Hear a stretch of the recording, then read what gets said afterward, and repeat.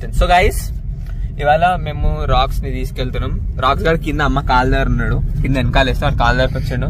ఇవాళ రాక్స్ గారిని తీసుకుని మేము వ్యాక్సినేషన్ కి వెళ్తున్నాం. రాక్స్ ది వ్యాక్సినేషన్ అవ్వాలి ఇంకా ఇవాళ. అమ్మ గైస్, అమ్మ వేగనర్ మీద ఆఫ్ రోడింగ్ చేస్తుందంట ఈ వీకెండ్. అమ్మ